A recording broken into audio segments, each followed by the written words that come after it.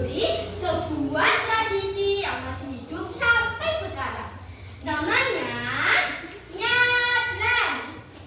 Tradisi yang bukan hanya sekedar kumpul-kumpul, bukan sekedar tak berguna, tapi soal makna kehidupan.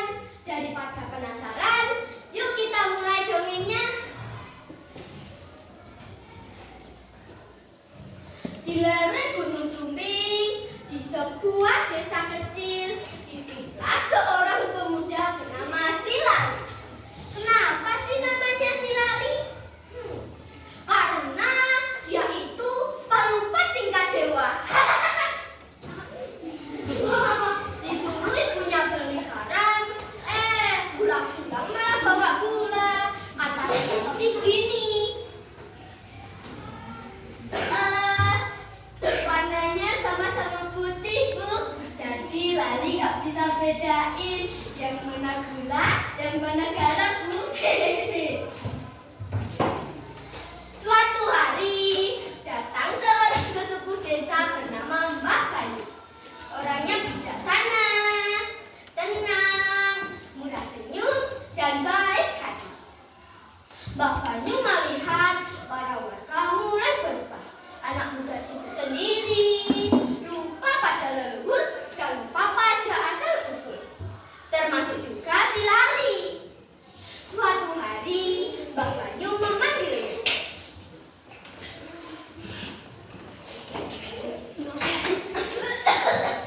Nak Lali, kamu tahu siapa tadi dulu?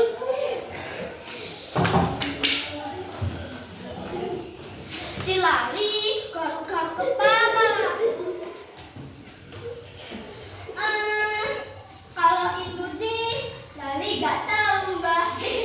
Tapi yang jelas bukan tetangga Lali, Mbak.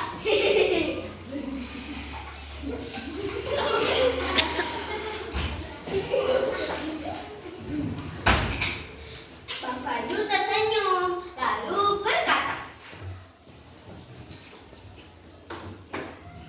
kalau kamu lupa pada asalmu, suatu saat nanti kamu juga akan lupa pada tujuan hidupmu, Lali. Kemudian Mbak Bayu mengajak si Lali ke sebuah tempat, yaitu ke makam leluhur desa. Di sana mereka membersihkan makam, menabur bunga, dan berdoa bersama. Si Lali heran. Bang, buat apa sih kita melakukan ini? Kan orangnya saja sudah tidak ada. Mbak Bayu tersenyum, lalu menjawab.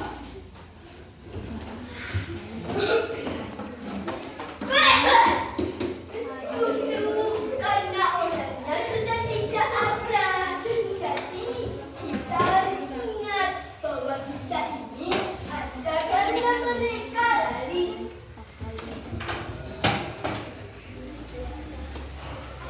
Si Lali mencerna perkataan Mbah Bayu.